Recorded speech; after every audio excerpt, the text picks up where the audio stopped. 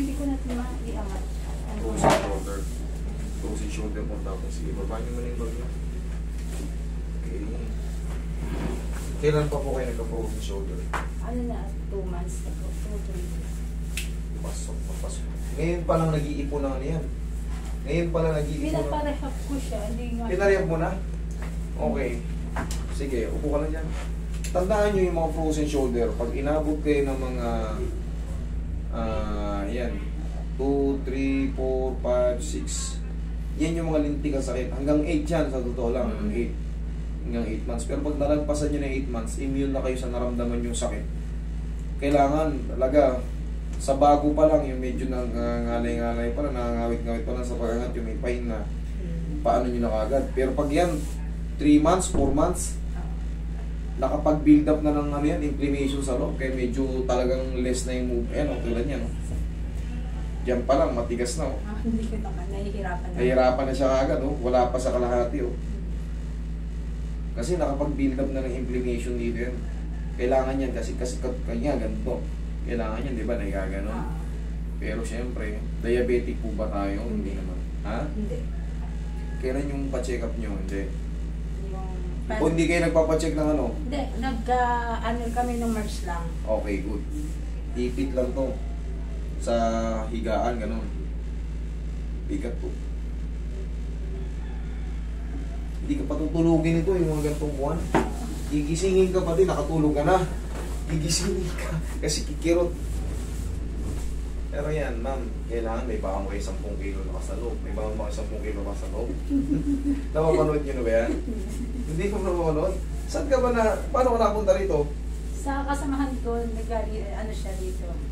Eh, wala kang ano, hindi ka man nag-back, ano, kumbaga, chinek mo muna kung ano yung procedure ng frozen shoulder. Dapat talaga may baong ka. Lalo pag mga ganito, adhesive capsulitis. Dapat talaga may baong ka, 10 kilo na ka sa loob. Okay, relax na.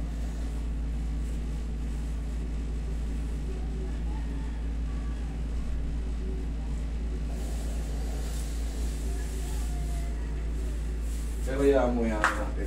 Ma'am, ito yung ganitong ano, yung case, hindi pa ito kagad maaangat. Pero yung pain na nararamdaman mo pag hinihiga mo, di ba ang hinihiga mo masakit. Pag natabi ka, sobrang sakit. Mami, susuntukin ko pa yan. Yun ang magiging advantage ito. Pero yung angat na perfect agad, hindi. Kasi uunti-untiin pa natin. Kasi kadalasan yan, pag ano, pagka inaano mo kagad, may taas, napupulit yan mga yan. Nagkakaroon ng partial tear, full thickness tear sa tendon. So kailangan yan unti-untiin, di ba nag-rehab ka na? Yung tinuro sa yung stretching doon, ngayon mo i-apply. Tapos may ituturo pa ako sa yung another, ha?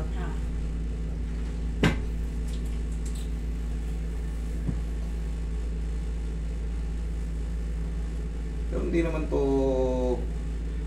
tatagal. Mga ilang ano lang to. Siguro mga 1 buwang stretching, tapos na yun. Pero yung pain talaga, maramdaman mo talaga na sa una may pain. Pero after nung 30 seconds, kaya mo na yan.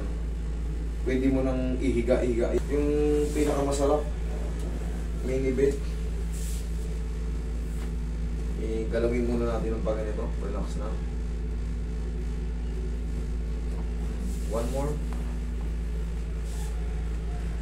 Thank you. Na.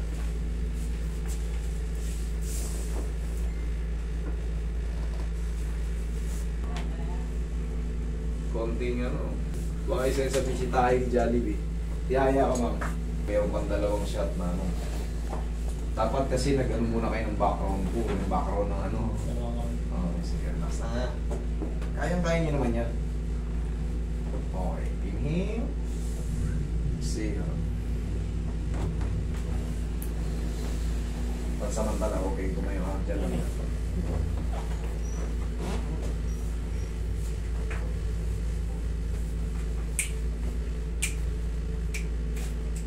Okay, upo kayo. Ito, 2 pitik.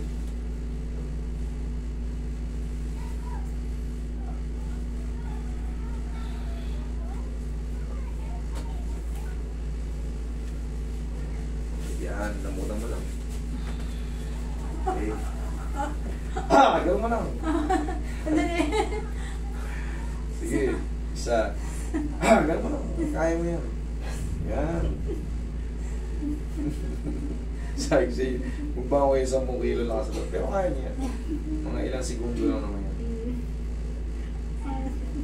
Kaya?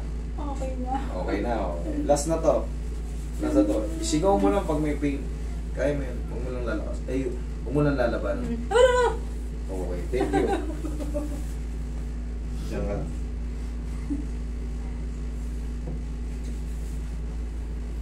Yan. Okay. Mamaya maihiga niya na to. Tapos pwede na natin tabigin ng malakas. Basta sa una lang talaga medyo may pain. Kasi, iyan, punong-puno na ng inclination niya sa loob. Itong glenohumeral natin na tinatawag. Punong-puno na yan. Kumbaga, magang-magana yung loob niya kaya hindi mo may kilos. Yan, lakasan nyo na. Hindi na yan masakit. Tapos na yun, na ano nyo na yun. Tapos, pwede na yan tabigin, malakas na yan. O, higaan yung patagilid. Di, sige, tingnan nyo. Dinan mo yun. Medyo na ano na siya. O, nadidina na. Okay? Sabi ko sa inyo yan ang ano. Sige po kayo.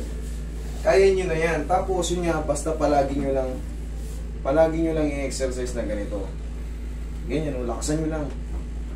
Isuntok nyo na. Kailangan na naman kasi yan, matabig lang to. Magtiis na ng konti. Tapos yun nga, pwede nyo nang baldog-baldogin yan. Tapos, after nyo mag-stretching, di ba na ganyan-ganyan kayo. Ganito naman, kapit kayo sa parang grills, sa pintuan nyo. Kaya pa? Kaya pa? Kaya pa? Para lang maunad siyang deltoid muscle. Kaya pa? Kaya pa? Okay na. Kaya pa? Kaya pa?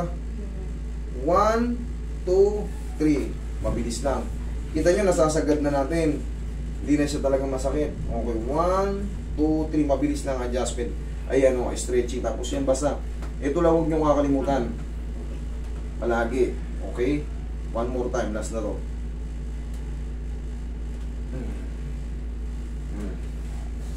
Ngayon o, pwede na. Kahit pa paano.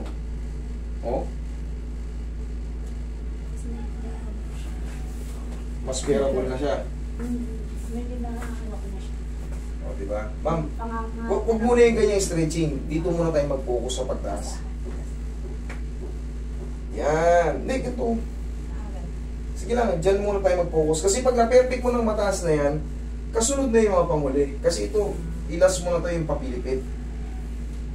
Hindi naman tayo pangkaraniwang ano eh. Mas mahalaga yung ano muna. Okay? Sa una muna tayo. Okay? Tapos bumili kayo ng pau. After yung mag-stretching, ganun gawin nyo lang. Ha? Thank you so much. Huwag na kayo maligo today. Ha?